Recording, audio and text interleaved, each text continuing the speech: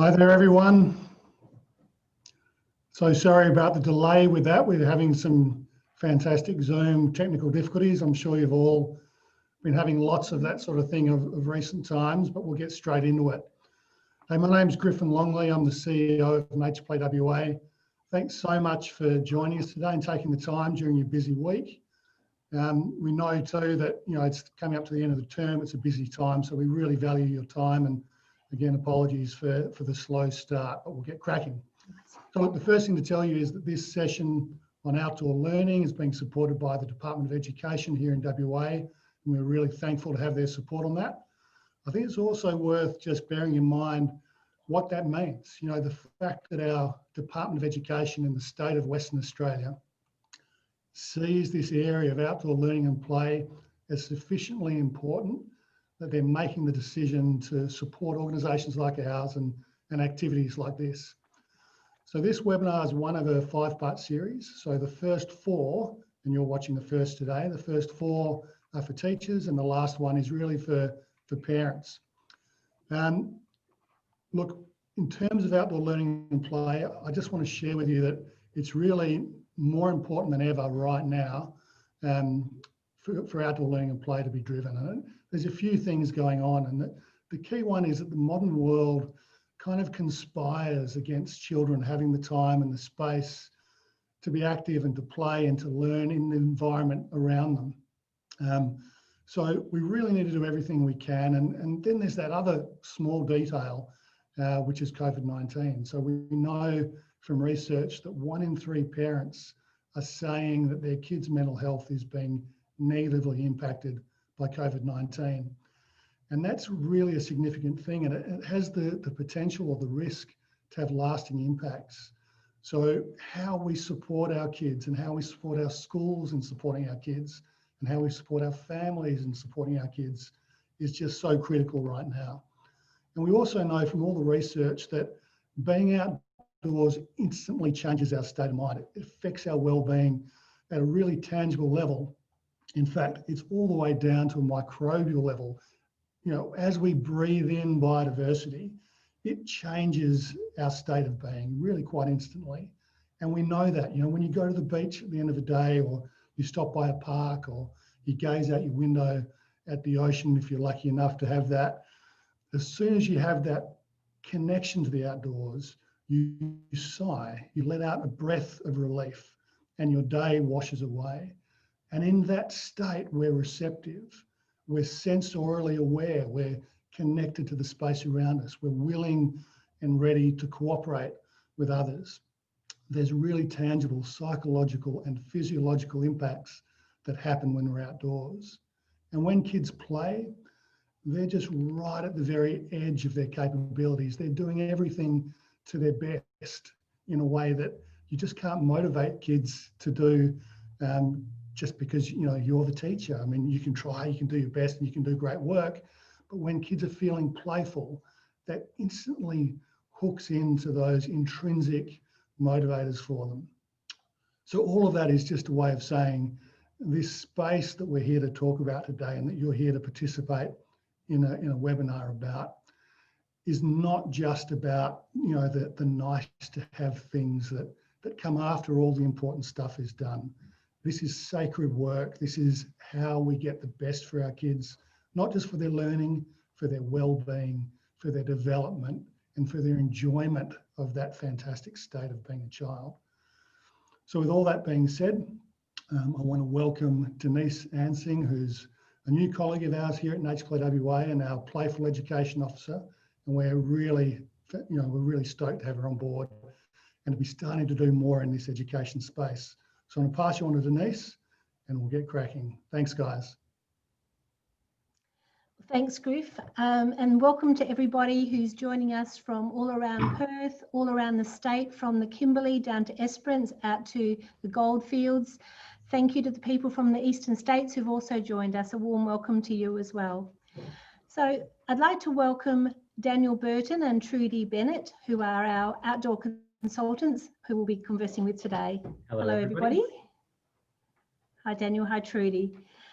So everybody, we're going to start off today with a conversation. I'll be asking some questions of Daniel and Trudy. They'll be answering them.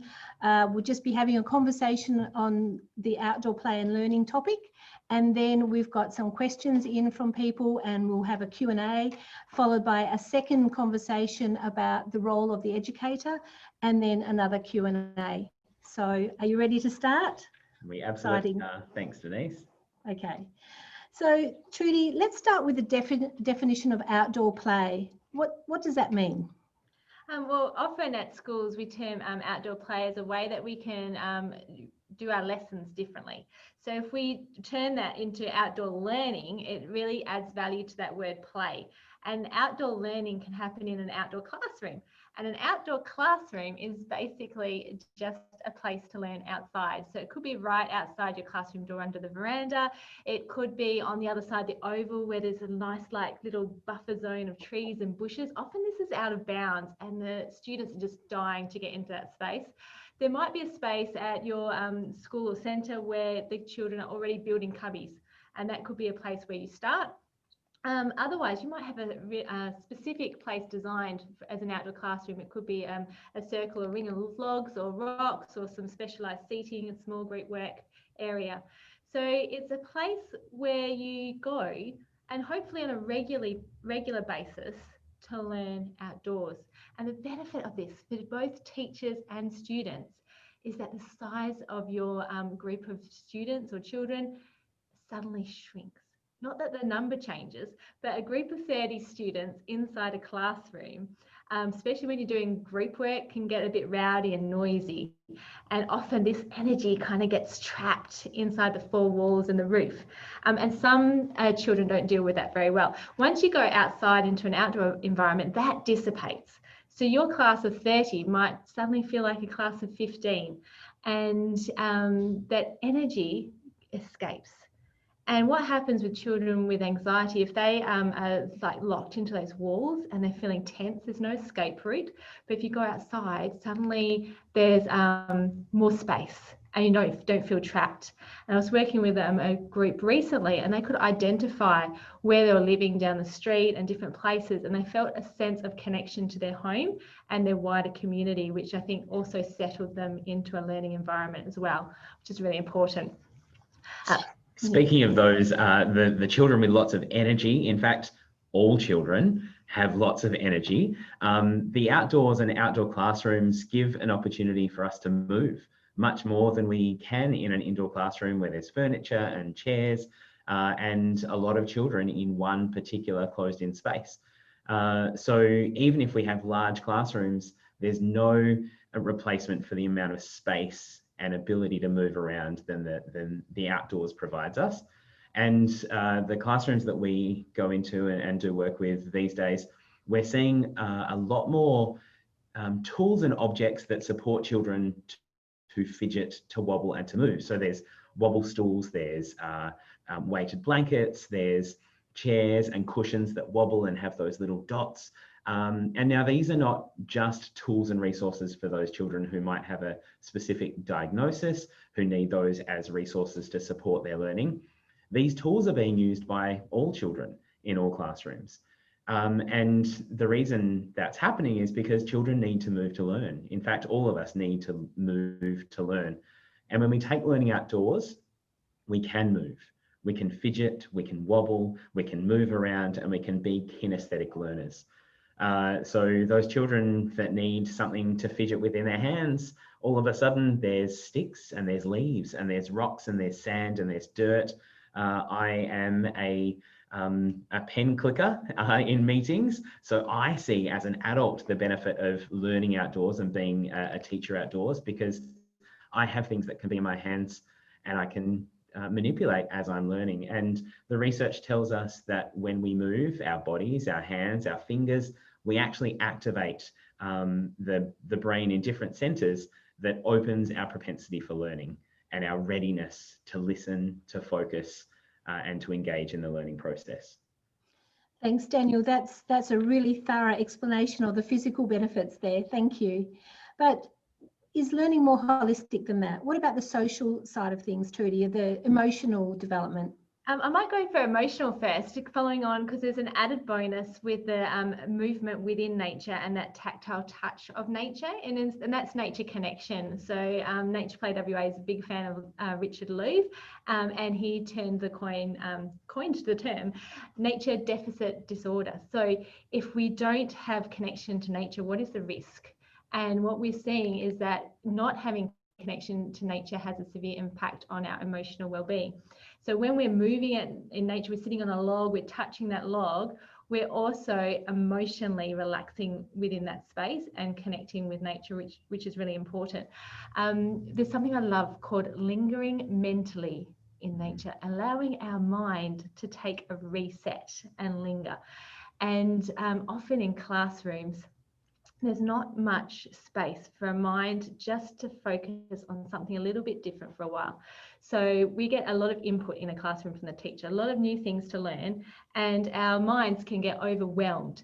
And so what lingering in nature means is that we can just stare at a tree and a leaf that might be blowing in the wind just for 5, even 10 seconds, or listen to a bird tweeting, and it just gives our mind that break it needs to process all that information it's had and reset itself to be able to engage back into conversation or listen and take in more information.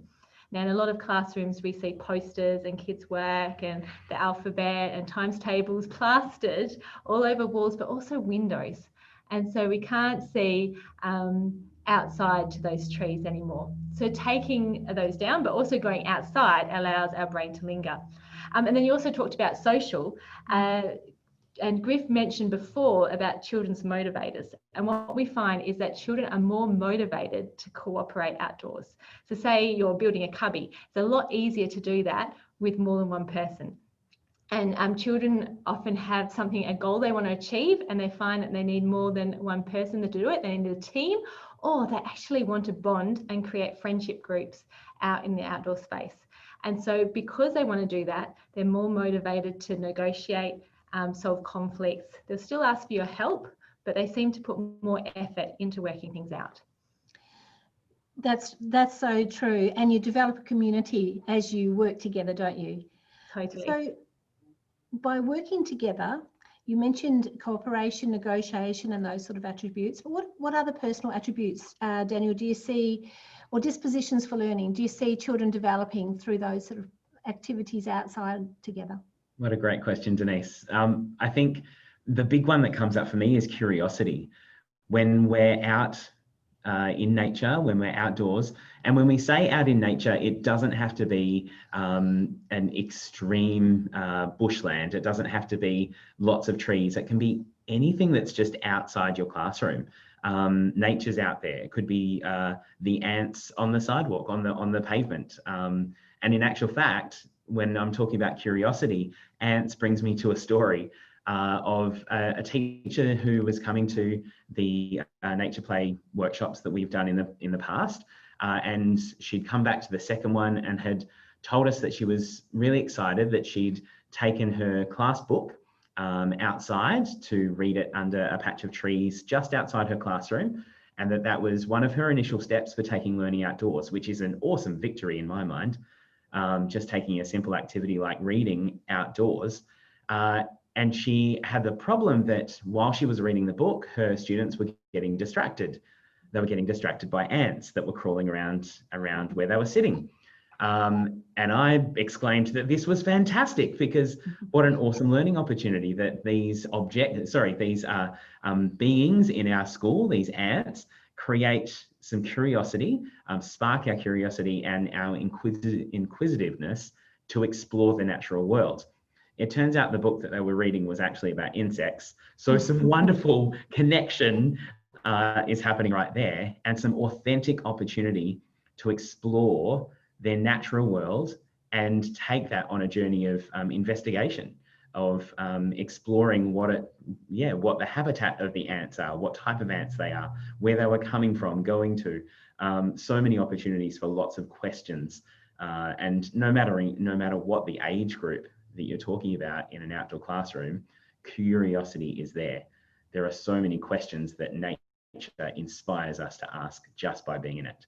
Well, that's right, Daniel. And we've touched on the connection of a community of children working together on a project, but that connection to nature is very strong, isn't it? With that story that you've told there, we're helping the children understand a real life connection to what's around them and to really notice and spend time. And as Trudy said, linger mentally and take in some of those visuals around them of what nature actually looks like.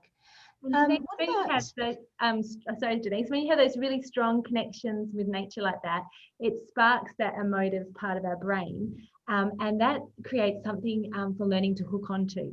Yes. So you're learning and you're asking about ants, but you're also having a wonderful experience, connected, full of emotion and joy outside. That learning hooks into that memory, and so children will remember that learning for longer. And that's something to do with our cognitive development to increase learning. Do you see children developing confidence outside alongside that? I've got a great story I could tell about how a child indoors was constantly picked on by the other kids, always got in trouble from the teacher, had multiple learning difficulties, and was really struggling at school. And I was working with this class and took the class outside to start an outdoor classroom, and we discovered that this child and the teacher was battling to find what he was good at inside the classroom. But we found outdoors he was an expert tree climber, and he was up the tree and he was so great at it. And we also discovered that another child who was fairly shy had never climbed a tree before, and he was just busting to climb this tree. And so we matched these two children up, and the child that was always getting told off, struggling in the classroom inside, actually started to teach this other child and show a lot of empathy and emotional support and encouragement to try and help this child climb a tree. And the new tree climber, he only just got up 1 meter, but he was so stoked, you know, he was so proud of himself. You see that pride, but the other child was also proud of himself for helping his new friend get up that high. And so this is what we see, you know, in the outdoor space. You see children developing confidence in other areas they didn't know that they had, but also find skills that are particular to them that they have in an outdoor classroom rather than an indoor classroom. And then teachers get to know their students a lot better and develop those really, really strong relationships. Well, that's exactly right. The outdoor environment offers a lot of opportunities for children that the indoors simply doesn't offer, doesn't it? So as soon as the children get outside, there are lots of new challenges. Children have the chance to excel in situations that simply don't exist in the class. There's no tree climbing inside the class, is there?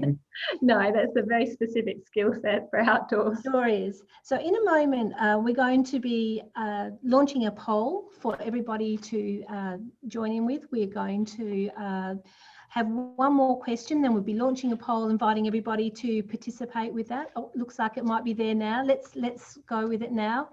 So everyone, the question for you is, on a scale of 1 to 7, with 7 being the most committed, how committed are you to using the outdoors and natural spaces at your school or your setting, whatever it may be, because we know that we've got people from all sorts of settings today. So if you could just have a look at that, everybody, choose your level of commitment, and we'll have a look at the results of that a little bit later on. So just before we go to the Q&A, Trudy and Daniel, are there any other specific examples that you'd like to share of when you've seen children really excelling outside, or opportunities that you know just only happen outside? So if we don't get children outside, these children won't have the opportunity. I think getting dirty is one of those things. Yeah. And really tactile experiences. Like I had involved in a lesson last week, which was just, you could just see the joy in the kids' faces. And we were doing a reading comprehension, and we were developing a scene around what we heard, and using clay and sand and sticks to represent that. And you could just see the children and students just getting into their own and into their own being, really connected with themselves, connected with nature, really motivated to find out more about the reading that we just had, and how to represent that. And they were so motivated and putting in so much effort that I think if it was say a drawing or a writing activity inside the classroom, you wouldn't have that level of engagement. Great, thank you. Oh, Daniel, we're going to. Oh, I was just going to add to it, just going back to that idea about confidence.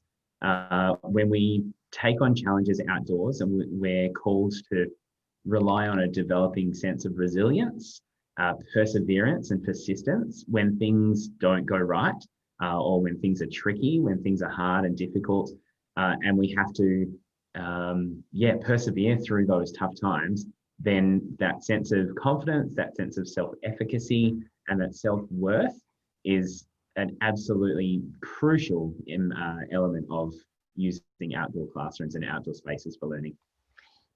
Thanks. You've mentioned so many of the dispositions for learning, and that leads me into early years learning framework, where we know that many dispositions for learning are encouraged through that framework.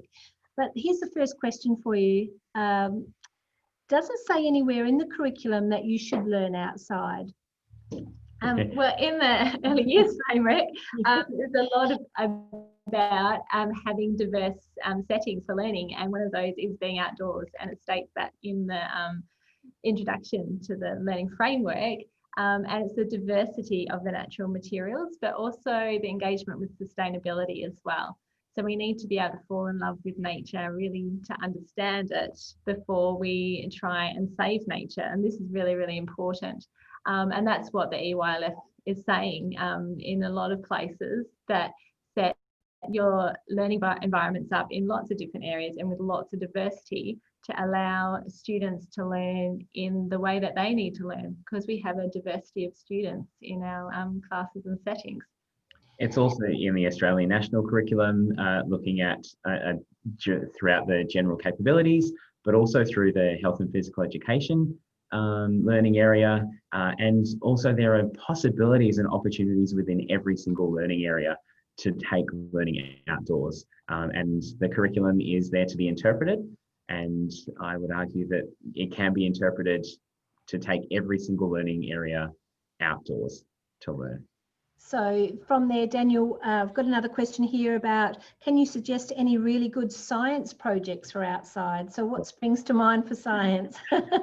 Well, to start with biological sciences, the world, the earth is outdoors, and you're going to find much more diversity in flora, fauna, and just natural phenomena outdoors. I'm working with a group of Year 2s at the moment whose focus is looking at the properties of natural materials, and they were interested in sand. So we said, okay, what better place to go and explore sand than the beach? So our classroom is the beach, which I know takes another level of organisation to get down to the beach, but the sand pit is another place where there's lots and lots of sand. The sun is outdoors, weather is outdoors, trees, ants, like I was saying before.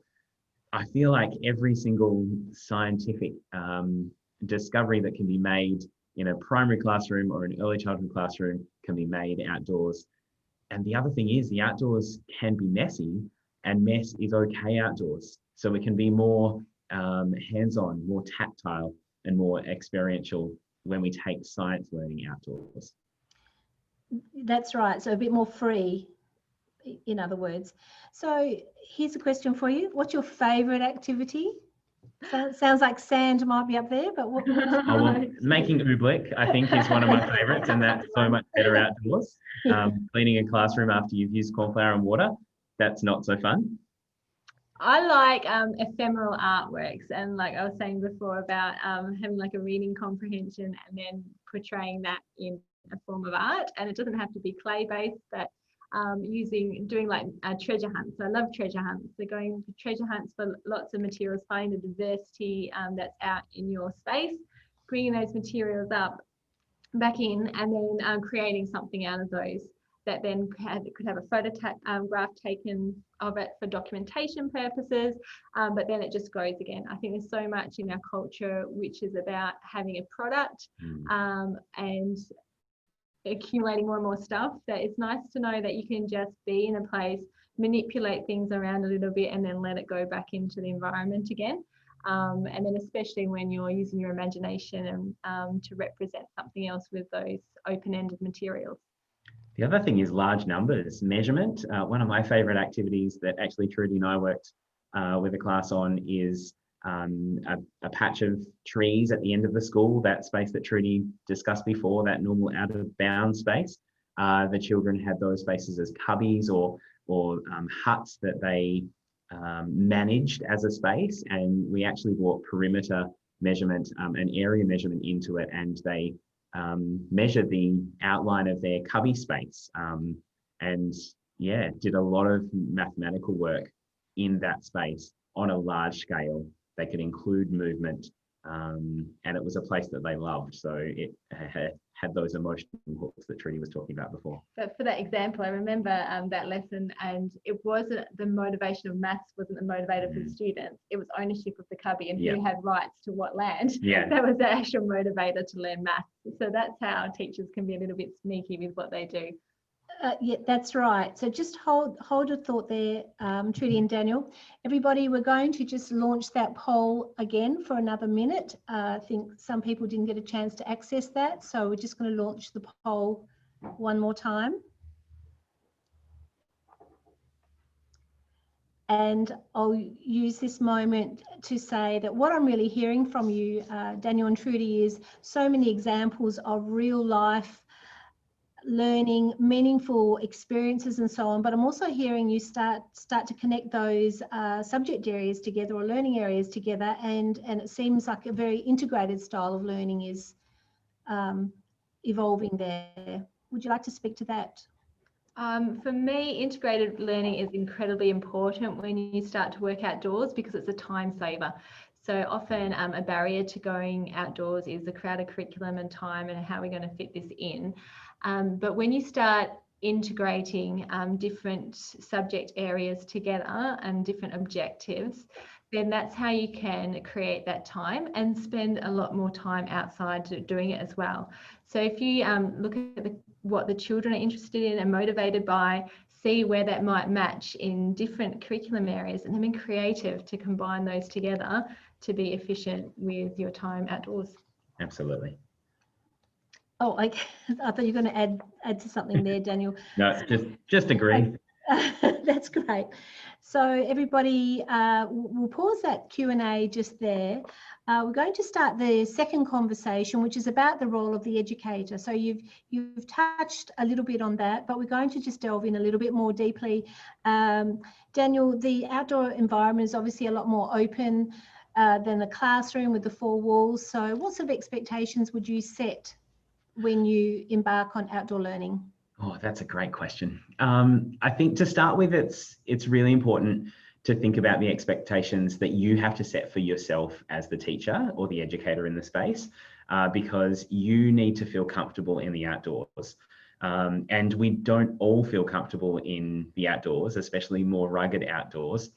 So it comes down to what are you wearing as an educator or a teacher?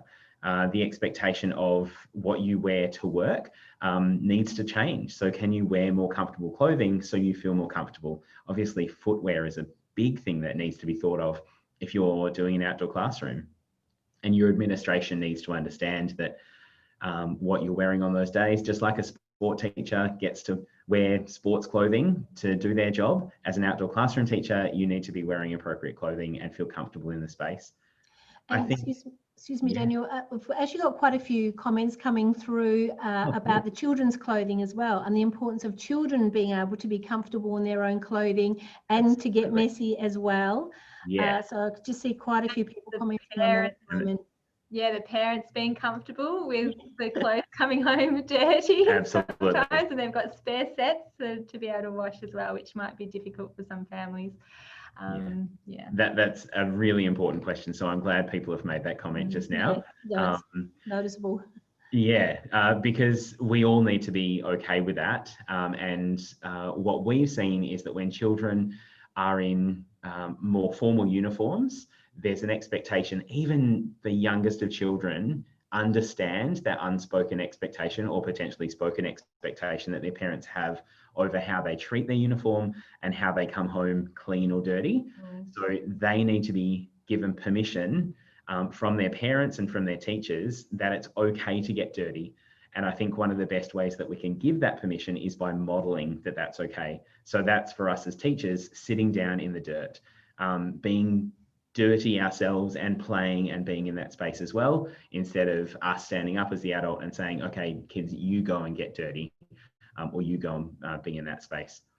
I think one of the other expectations that's really important is that often these spaces that we go into to do outdoor learning, to make outdoor classrooms, primarily and originally were play spaces. And we need to acknowledge that for the kids, there's a change, a shift that needs to happen. If they're used to playing in those spaces at recess and lunchtime, after school, and we're then going in with a different lens, with some set outcomes or goals for learning, that's different to the intrinsic learning goals that they have through play, because we all know that so much learning happens through play. But if we're going in with a more classroom focused intention, that's a change for them, and we need to acknowledge that.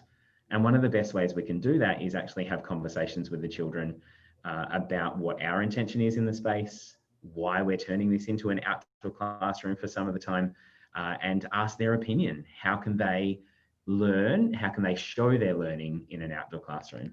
And how can they bring play into that as well? And I think that's something you talk about, Trudy, where you can ask children as well about their how they see risks in the outdoor classroom, how they see the benefit of being outside, and how they can be involved in that risk-benefit approach to setting up an outdoor classroom. So would you like to just talk a little bit about safety risk? Denise, you're right. This is one of my favourite things to do with a group of students the first time you go out, and it doesn't matter if those students are 3 or if they're 15. It goes across like all ages, and it'll just be at a different level that you take this. And so the first thing is to have that conversation of what are the benefits to us about taking our learning out here. And what that does is really set that expectation about learning, so those conversations around that, but also it's something different to being in the classroom, and it's a privilege for us to be out here, but it's also, you know, part of a right for us to be connected to nature. And then go through, okay, well, what are the hazards? And we do want some element of risk, like we talked about tree climbing before, so that is a risk because students need to be able to switch on their awareness, use their senses to gauge what they can do with their bodies before it gets too dangerous, too hazardous. And so that's when we get those red flags in our body to say, oh, I'm feeling a bit scared, maybe I've got a bit too high, or I'm not sure about this branch. And we want children to be able to develop that sense and recognise those signs when they're taking risks. So what we want to eliminate are the hazards, and that's some of the more unseen things. And children are actually really good at identifying what some of the dangers of the outdoor space can be. And when you do this with the children, you can also talk about, well, how can we manage those risks or eliminate them? And they have got great suggestions. And once they give those suggestions, they also own it. So they'll be more likely to follow that and keep each other accountable. So it's a really great thing to do at the very beginning of your outdoor classroom launch. So just to finish up this part of the conversation, then what sort of decisions do you encourage children to make for themselves? I would say all of them. Yeah, okay. But in all seriousness, I think it comes down to letting go and trusting that children innately want to learn. They seek knowledge and understanding, and their brain is built to take on new information and to develop their understanding of the world around them. So by letting go of some of that control that often we seek as a teacher, I think is an important first step. I I think decisions about boundaries can be something that you share with the children as well, and identify markers, whether it's a physical marker like a fence line, or whether you put flags or rope in a particular area, or whether it's more connected to the types of features of the landscape. So there's an opportunity to discuss the names of trees as markers and boundary lines for the area. That's a decision that you can hand over to the children and share with them. And I think it's also about reflecting on learning and that accountability to themselves and to you as their teacher over reflecting on, recording and discussing what learning has happened and showing that in different ways, whether that's written, whether that's verbal, whether that's through ephemeral art that Trudy mentioned. So many different ways that we can reflect on and show our learning. Thank you. Thanks. We'll leave it there. We've got a question for you, and it's how do you convince parents about the value of outdoor play and learning?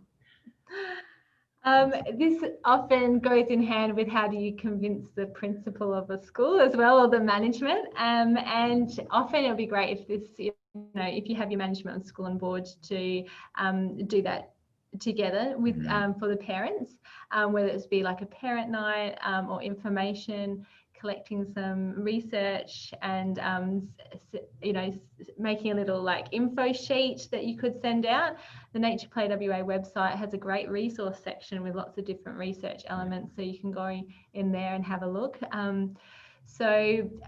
We've been teaching how to do a fire at a school and have a fire pit, and what the school's chosen to do, because fire is one of those high risk things that you think parents are going to be really afraid about. So the schools put posters up on each classroom window. It's like the school is plastered with, this is a new project we're doing, and every single child is getting fire education, and this is why. And when you be open with the parent community about what you're doing and why, and how those risks are managed, I think that's the best way, and also getting their feedback too. I think also it's important that you place as much importance on the communication to parents, whether it's through a platform like Seesaw or whatever your platform is. You place as much importance on the stories that you're sharing about outdoor classroom as you are about maths, about English, about the core subjects, to give it that presence and to show that the parents that this is something really important for their children. That's right. If I could just do a little plug there, everybody. In our series of webinars, the 5th webinar in November is actually for parents, and that will be a discussion by Griffin Longley, who will be letting parents know exactly that, how they can work with children themselves, creating special memories, but also being an advocate for their children at the school, and so how they can really go into bat for children having these opportunities that we're discussing. Another question for you: what sort of equipment do you need for an outdoor classroom? It could vary from absolutely nothing, because nature has lots of equipment already there, to having a setup to make things a little bit easier if you really want to go in depth with different things. So one thing that we did at our school, and we've seen other schools do, is in an undercovered kind of area, like on the edge of a wall of a building that's got an eave coming out, is having a locked cupboard, and inside that having things like clipboards, pens, paper, rulers, measuring tapes, magnifying glasses. They're kind of general classroom supplies that might be useful outdoors. The other thing that we've done as well, and we see lots of teachers do, is have a box that's already packed, ready to go, so it's easy to take outside. The easier you can do it, the more you're going to do it. And then that way, it's all packed in there, you know what it is. Count your pencils before you let the kids go back indoors or out to lunch. Make sure that everyone brings back their pencils, because you'll find those go missing quite quickly. So yeah, and those trolley boxes are really great for that kind of thing. And then from there, that's general classroom supplies, but then you can have a whole heap of loose parts, which was really useful for projects and art and creativity. And Denise, I believe we've got a webinar on loose parts. I'm glad you mentioned that. We actually do have a webinar on loose parts, number 3. So we will discuss that in more depth for sure then. Here's a question for you. there's some people who say the curriculum is very crowded, and so this question's come in. A teacher concerned about other teachers saying, no, I haven't got time for outdoor learning. The curriculum is very crowded. So what's your response to that? And can you give more examples of maybe how we can integrate learning outside? Yeah, I think so. Trudy touched on it a little bit earlier in regards to integration. So yes, there's a lot in the curriculum, but when you pull apart the curriculum and look at it from a holistic, integrated approach, there's not that much there. When we take learning outdoors and we connect it to emotions, when we connect it to motivating species that really get kids engaged quickly, then you can actually cover a lot more of the curriculum a lot quicker because they're motivated, they're engaged. And then it comes down to, I think, transitions. So one of the main important elements of a successful outdoor classroom or taking learning outdoors is the way that you get to that space and back from that space. And that can be a big time waster. So working with your children, no matter what their age, but to be responsible for their own equipment, to be responsible for the class equipment, to know where to go, where to come back to, even if it's a primary classroom that are meeting in an outdoor classroom space in between morning tea and lunch, instead of coming back to the classroom, meet at that outdoor classroom space. And then instead of coming back to the classroom to then dismiss them to lunch, go to lunch from that space. So I realize that's not covering the curriculum, but it's making transitions to that space more efficient, and then it's using up less time. And then when you're out in that outdoor space, you can cover off multiple areas of the curriculum in the one lesson. And I enjoy bringing the curriculum documents to these sessions with the kids and actually highlighting things that they've covered, discovered, are interested in, and then using those discussions as an opportunity to see where the gaps are, where there's potential, and actually just how much you've covered in the curriculum. I like your tip there about the time, Daniel, because by meeting the children in the space or making the most of your time is so important, isn't it? Because wouldn't you say that to have a very short amount of time is not necessarily supportive of outdoor learning? You do actually need an extensive amount of time to really, engage properly. And because of that transition time too, it works really well, as one of those segments. So up until morning tea time, between morning tea and lunch, between lunch and the end of the day. So choosing one of those segments to start with, or a whole day. And see how much you can integrate and get ticked over in one whole day. Yeah, that's the best of all. Daniel and I, when we were teaching together, we were challenged by our school director to spend 2 whole days outside and see how much of the curriculum we could integrate into that space. And what happens is that if you do spend a long time there, you really the kids want to dive really deep into the curriculum. And we found our students were going way beyond their level just because they were so interested in it. So that leads to another question. We're going to have the poll results in a moment, but what do you do if children don't behave well is a question that's come in. I've had a few classes over my time where we've actually had to cancel being outside, and we said to them like, it's too slow. You've got out here too slow. It's too much messing around. We're going back inside now because you're not really treating this the right way. Or if they're not living up to the expectations of the amount of work, it's like, actually, we didn't get enough work done today for what we needed to do. So next week we're not going to go, and you're going to need to show this. So actually have a natural consequence in place like that for your class.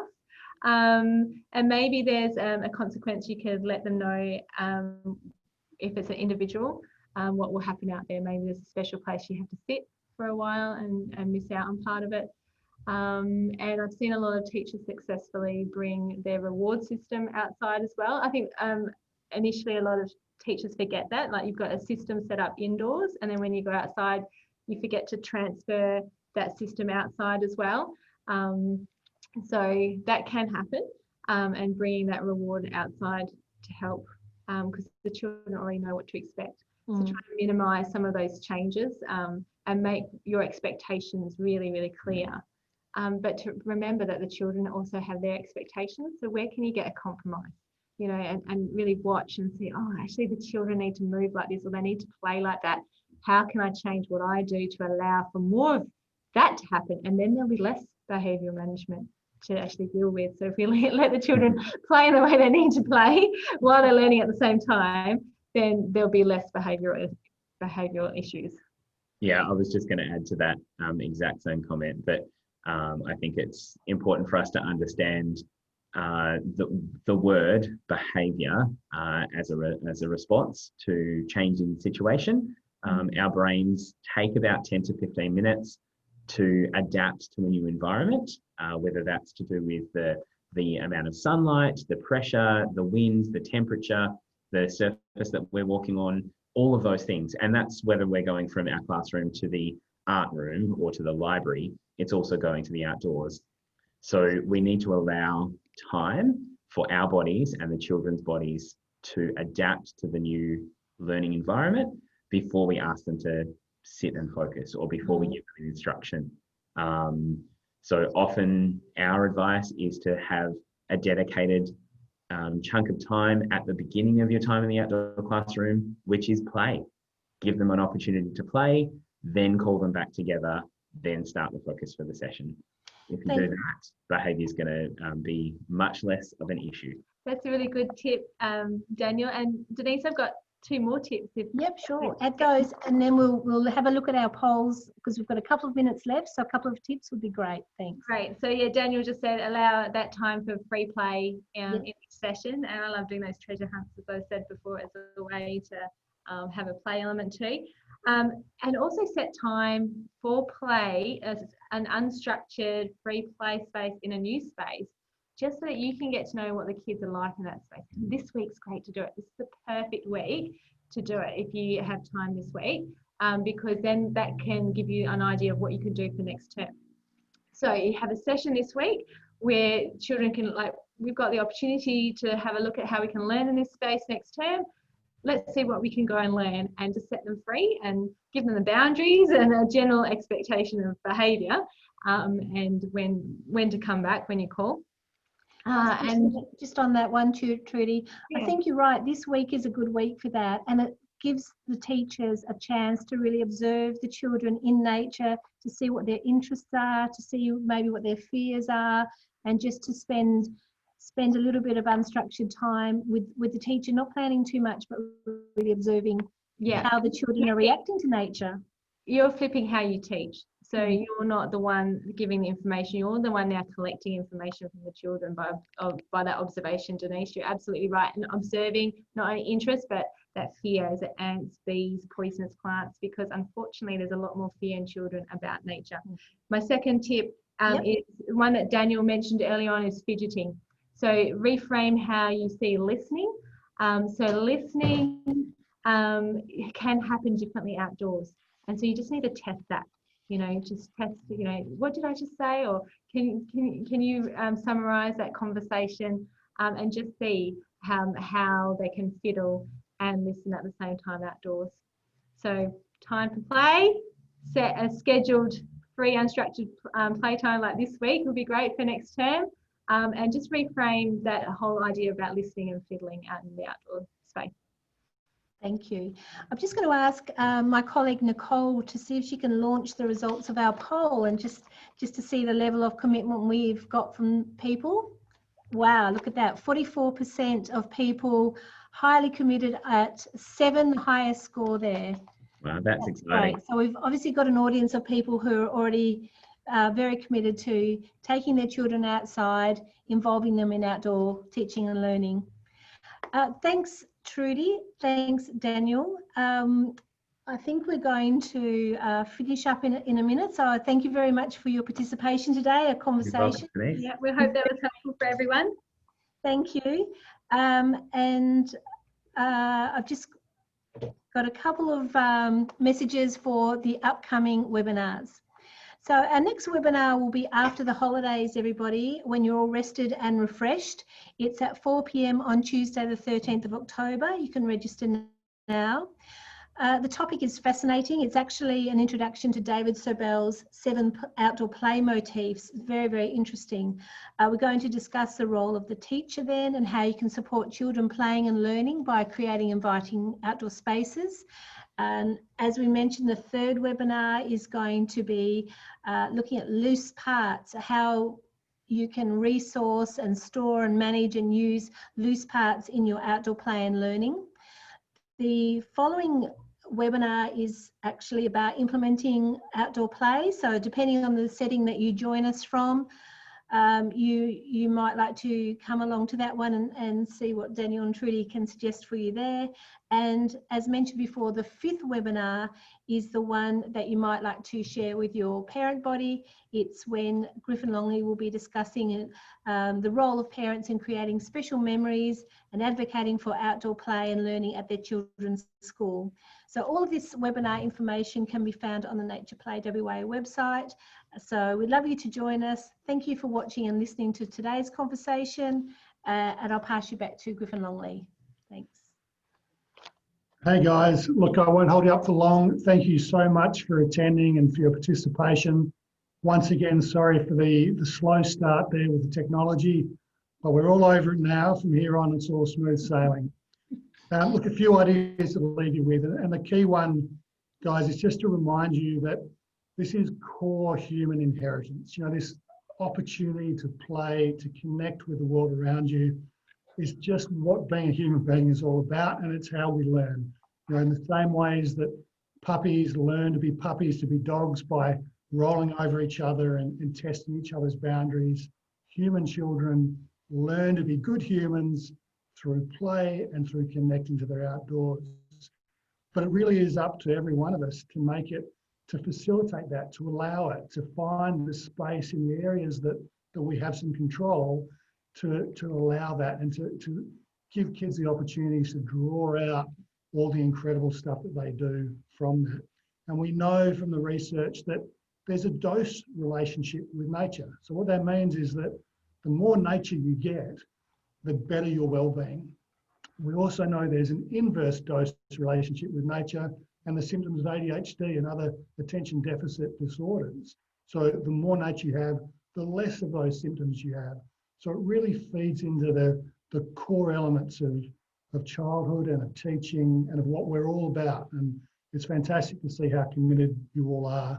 And it's no surprise. I mean, we've seen 1 million kids registered for Outdoor Classroom Day by teachers like yourselves over the last 4 years. We just hit that mark yesterday. That's a sign that you're part of a global movement. 9 million kids around the world being signed up for that campaign. So if sometimes you feel like you're out on a limb and you're that one teacher in your school who's saying, I think this is important, and you're getting pushback, know that there's a whole movement behind you all over Australia and all around the world. If you need more support, the Nature Play WA website is a good resource. The Outdoor Classroom Day website is a good resource. Another good one is the Forest Learning website. Loads of lesson plans and ideas on that website as well. One other thing, if you want more professional development in this space, we do run half-day sessions periodically when demand is there. If you go to our website, you'll see an opportunity to click on a spot and register your interest. It's with Dan and Trudy, and I think you will have seen from today that they're wonderful educators and really good communicators, so you'll get a lot out of a session like that. Last thing from me, just everyone, you're going to be getting an email from us. There's going to be a few things in there. One of them is that there's going to be a 4-page resource with just some of the key points that we've talked about today that you can download and share. There's also a full page of references for the research behind what we've been talking about today that will be published to our website. We'll have a link to that in the email you'll be receiving. There's also going to be a survey, guys. We're really keen to hear your thoughts on the session. And look, you know, obviously you're not going to give us a great score on the technology, but thankfully there's not a question about the technology, so we'll be okay. At the end of the survey, we're going to have a link there for you that you can click on to receive a certificate for your participation towards your PD. So guys, thank you so much. Look out for that email.